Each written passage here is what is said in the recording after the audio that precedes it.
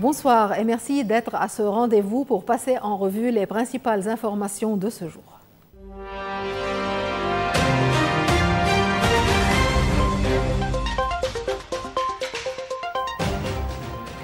Une délégation du conseil d'administration de la Banque mondiale a entamé une série de rencontres avec les responsables libanais.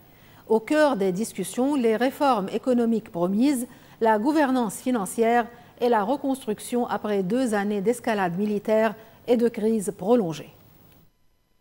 Le président de la République, le Premier ministre et le président du Parlement ont tous réaffirmé l'engagement du Liban à poursuivre les réformes à la délégation du conseil d'administration de la Banque mondiale, conduite par Abdelaziz Al-Moula, directeur pour le Moyen-Orient. Le président Aoun a salué 70 ans de partenariat entre le Liban et la Banque mondiale, tout en remerciant l'institution pour son soutien constant durant les périodes de guerre, de crise économique et de reconstruction. Aoun a affirmé que le Liban reste déterminé à mener les réformes nécessaires. Nous avons amorcé des changements structurels, notamment dans la gouvernance et la coopération avec le FMI, mais la route reste longue.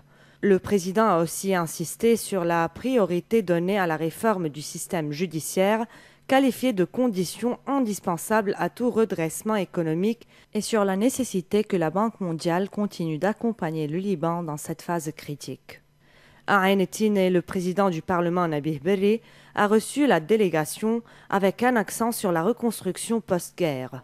Devant une carte de destruction, il a détaillé l'ampleur des dégâts subis par les villages du Sud après 2 ans de bombardements israéliens. Berri a évoqué les pertes dans les secteurs agricoles, éducatifs et énergétiques, dénonçant l'utilisation par Israël d'armes prohibées et appelant à un plan international de réhabilitation durable. Enfin, au Grand Sérail, les discussions ont porté sur la reconstruction, la transition énergétique, les technologies numériques et la sécurité alimentaire.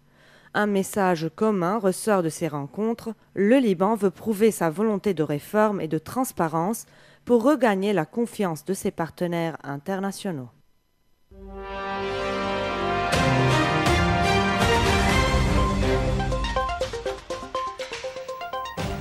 C'est une première historique. Le président syrien Ahmed Shara sera reçu lundi à la Maison-Blanche par Donald Trump. Moins d'1 an après avoir pris le pouvoir à Damas, l'ancien chef islamiste, aujourd'hui allié de Washington, scelle ainsi un rapprochement inédit entre les deux pays après plus de 13 ans de guerre et d'isolement diplomatique. C'est une image que l'on pensait impossible. Le drapeau syrien flottera lundi sur Pennsylvania Avenue à Washington. Ahmed Shara, le nouveau président syrien, sera reçu à la Maison-Blanche par Donald Trump, une rencontre qualifiée d'historique par les deux capitales. Cet ancien chef du groupe islamiste Hayat Tahrir al-Sham est parvenu à transformer son image, de seigneur de guerre à partenaire diplomatique. Moins d'1 an après la chute de Bachar el-Assad, il cherche désormais à tourner la page du conflit et à ramener son pays dans le jeu international.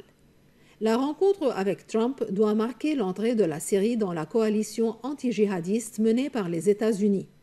Washington prévoit aussi d'installer une base militaire près de Damas pour coordonner l'aide humanitaire et surveiller les relations entre la Syrie et Israël. Selon les analystes, Trump veut montrer qu'il a transformé un ancien ennemi en partenaire. Pour lui, Shara devient le symbole d'une Syrie nouvelle sous influence américaine et saoudienne. Cette visite n'aurait pas été possible sans la levée des sanctions décidées par le Conseil de sécurité de l'ONU à l'initiative de Washington. Elle ouvre aussi la voie à d'éventuels financements occidentaux pour la reconstruction d'un pays dévasté. Mais cette alliance nouvelle soulève des questions. Jusqu'où les États-Unis iront-ils pour réhabiliter un ancien djihadiste? Et que deviendra l'influence iranienne ou russe longtemps dominante en Syrie? Ahmed Shara veut présenter la Syrie comme un partenaire stable et indispensable à la sécurité régionale, et pour Donald Trump, c'est une victoire diplomatique et une occasion de redessiner le Moyen-Orient à son image. À Washington, Donald Trump confirme le déploiement imminent d'une force internationale à Gaza. Une annonce faite dans un contexte toujours fragile, près d'1 mois après la trêve entre Israël et le Hamas. Les États-Unis accélèrent leur démarche diplomatique pour faire adopter le plan de paix voulu par le président américain. Donald Trump veut marquer un tournant à Gaza. Le président américain a assuré qu'une force internationale serait déployée très bientôt dans le territoire palestinien, évoquant une opération soutenue par plusieurs pays volontaires. Ça se passe bien à Gaza, a déclaré le président américain, sans en préciser le calendrier, mais en affirmant que plusieurs États se sont engagés à intervenir pour maintenir la stabilité en cas de tension avec le Hamas. Cette annonce intervient au lendemain de la présentation par Washington d'un projet de résolution au Conseil de sécurité de l'ONU destiné à entériner le plan de paix américain. Le texte prévoit la création d'une force internationale de stabilisation composée principalement de pays arabes et musulmans, dont l'Indonésie. Mais son déploiement effectif dépendra d'un mandat formel du Conseil de sécurité. L'ambassadeur américain à l'ONU, Mike Waltz, a réuni les 10 membres élus du Conseil ainsi que des partenaires régionaux comme l'Égypte, le Qatar, les Émirats arabes unis, l'Arabie saoudite et la Turquie, soulignant le soutien régional au projet. Sur le terrain, la population de Gaza reste confrontée à une situation humanitaire dramatique un mois après la trêve conclue le 10 octobre. La guerre, déclenchée par l'attaque du Hamas, a fait des dizaines de milliers de morts et détruit une grande partie du territoire. La force internationale, si elle voit le jour, devrait accompagner le retrait progressif de l'armée israélienne et superviser la reconstruction de Gaza. Mais derrière les déclarations optimistes de Washington, les diplomates restent prudents. Il faudra un consensus mondial et surtout une stabilité encore loin d'être garantie. En Cisjordanie occupée, au milieu des violences qui perturbent la saison des olives, un arbre millénaire continue de défier le temps et la guerre. À Al-Walaja, près de Jérusalem, un olivier vieux de plusieurs milliers d'années devient symbole de résistance, de mémoire et d'attachement à la terre. Récolté cette semaine, il porte l'histoire d'un peuple enraciné malgré l'occupation et les attaques des colons.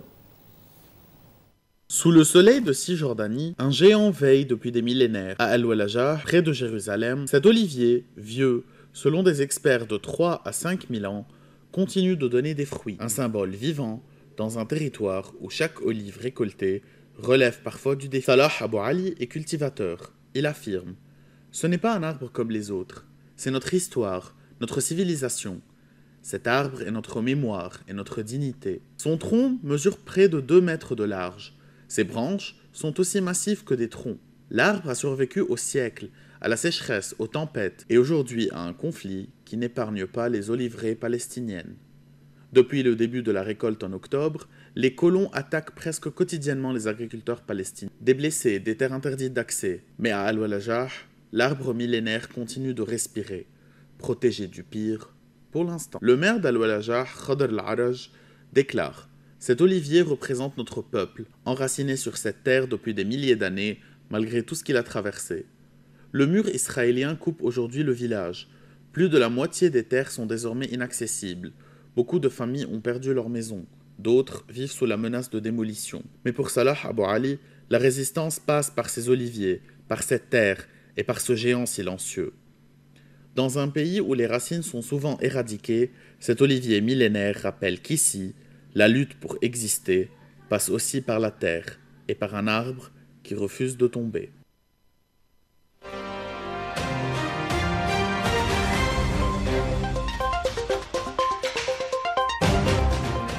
Le ton monte entre Donald Trump et le nouveau maire socialiste de New York, Zohran Mamdani. À peine élu, le premier musulman à diriger la mégapole américaine s'impose déjà comme un opposant de poids face au président républicain. Entre attaques politiques, menaces budgétaires et joutes verbales, un affrontement symbolique se dessine, celui de 2 visions de l'Amérique. On January 1st, I will be sworn in as the mayor of New York City. À Washington comme à New York, tous les regards se tournent vers un duel inédit. Donald Trump contre Zohran Mamdani. Le président républicain et le maire socialiste s'affrontent par médias interposés, 2 hommes, 2 mondes et une Amérique plus divisée que jamais. Mamdani, élu triomphalement à la mairie de New York, incarne la nouvelle gauche américaine, jeune, progressiste, pro-palestinien et engagé contre les inégalités. Face à lui, Trump, qui adore les confrontations, l'a immédiatement qualifié de communiste et menace désormais de couper les financements fédéraux à la ville. Mamdani interpelle le président américain. « Donald Trump, puisque je sais que vous regardez, eh bien tendez l'oreille. Nous n'avons pas peur. Pour atteindre l'un d'entre nous, il faudra passer sur nous tous. » Des mots qui ont fait mouche. Le président a reconnu avoir regardé le discours, déclenchant une nouvelle passe d'armes entre la Maison-Blanche et la mairie de New York. Pour les stratèges politiques, ce duel pourrait structurer les mois à venir. Trump voit en Mamdani un ennemi idéal, une incarnation de la gauche radicale à attaquer, tandis que les démocrates y voient une bouffée d'énergie face à un président toujours combatif. Mais derrière les échanges verbaux, l'enjeu est concret. Si Trump coupe les financements fédéraux, plusieurs grands projets new-yorkais, tels que ponts, tunnels, transports, pourraient être suspendus. Mamdani promet de rester ouvert au dialogue tout en maintenant son cap social. Entre la Maison-Blanche et la mairie de New York, la confrontation semble inévitable, mais c'est peut-être aussi le début d'un face-à-face qui redéfinira le paysage politique américain. Au cœur de la forêt amazonienne, la COP30 s'ouvre sous le signe de la vérité. 10 ans après l'accord de Paris, les dirigeants réunis à Belém reconnaissent l'échec à contenir le réchauffement et appellent à remettre la science au centre des décisions. Entre ambition verte, inertie politique et désinformation climatique, le sommet promet d'être celui des contradictions et peut-être du sursaut. Au cœur de l'Amazonie, la COP30 s'ouvre comme une mise au point brutale. 10 ans après l'accord de Paris, les dirigeants réunis à Belém reconnaissent l'échec du monde à contenir le réchauffement. Les 11 dernières années ont été les plus chaudes jamais enregistrées. Le constat est implacable. La planète a franchi la limite symbolique des 1,5 degrés. Pour Antonio Guterres, c'est une faillite morale de la communauté internationale. Nous avons échoué à protéger notre maison commune. Pourtant, à Belém, le ton est à la reconquête. Le président brésilien Luiz Inácio Lula da Silva veut faire de cette COP la COP de la vérité, celle qui affronte les contradictions d'un monde encore dépendant des énergies fossiles, tout en se disant prêt à en sortir. Un paradoxe, alors que son pays vient d'autoriser l'exploitation pétrolière au large de l'Amazonie. Nous voulons une feuille de route mondiale pour surmonter la dépendance aux combustibles fossiles, mais cela ne sera pas facile, martèle le président brésilien. L'urgence, elle, ne fait plus débat. Des vagues de chaleur records, des ouragans dévastateurs et une fenêtre d'action qui se referme. Mais au-delà du climat, un autre combat s'impose, celui contre la désinformation. Les prophètes de désordre sèment le doute sur l'urgence climatique. Nous devons protéger la science et fonder nos politiques sur des faits, pas sur des idéologies. Alerte Emmanuel Macron. Pour Félix Tshisekedi, président de la République démocratique du Congo, les financements restent insuffisants et trop souvent mal ciblés. Nos forêts valent plus que ces promesses, affirme-t-il. Entre promesses vertes, inertie politique et montée du climato-sceptisme, la vérité climatique se joue désormais dans la tension entre foi scientifique et volonté politique. Au Tadjikistan, à plus de 5800 mètres d'altitude, une équipe internationale de glaciologues a touché le fond d'un glacier du Pamir. Leur objectif, extraire des carottes de glace parmi les plus anciennes au monde, de véritables archives climatiques capables de révéler l'histoire de notre planète. Dans les montagnes reculées du Pamir, à la frontière entre le Tadjikistan et la Chine, les glaciologues ont ressenti ce moment unique, le contact avec la roche. 105 mètres sous la surface gelée, une expédition extrême menée à plus de 5800 mètres d'altitude pour remonter le temps et comprendre les mystères du climat. Sous leurs pieds, des couches de glace vieilles de plusieurs millénaires. Chacune contient des traces d'air, de poussière et de neige accumulées au fil des âges, autant de témoins des transformations du climat terrestre. Stanislav Kutuzov est glaciologue. Il constate, c'est le meilleur sentiment au monde. Quand on sait qu'on touche la roche, c'est qu'on a atteint la mémoire la plus ancienne de la planète. L'expédition, financée par l'Institut polaire suisse et la fondation Ice Memory, réunit des chercheurs suisses, russes, japonais et tadjiks. Leur objectif, prélever 2 longues carottes de glace dans le glacier Kon Chokurbashi. Les glaces remontées sont d'un jaune profond, saturé de sédiments, un signe prometteur pour les scientifiques. Cette composition rare pourrait indiquer une période climatique vieille de plus de 25 000 ans. Le chef d'expédition, Evan Miles, affirme que ces échantillons sont peut-être parmi les plus anciens jamais prélevés dans la région. Ils pourraient bouleverser notre compréhension du climat de l'Asie centrale. Conservées à moins 20 degrés, les carottes sont désormais en route vers le Japon, où elles seront analysées à travers l'université d'Hokkaido. Une seconde sera placée sous la glace de l'Antarctique dans la bibliothèque du climat d'Ice Memory pour les scientifiques du futur. Une course contre la montre pour sauver la mémoire de la Terre avant qu'elle ne fonde. Dans un monde qui se réchauffe, ces glaces anciennes du Pamir pourraient bien livrer des clés de notre avenir climatique. Et c'est ici que s'achève notre journal. Merci de suivre nos plateformes et réseaux sociaux. Bonsoir.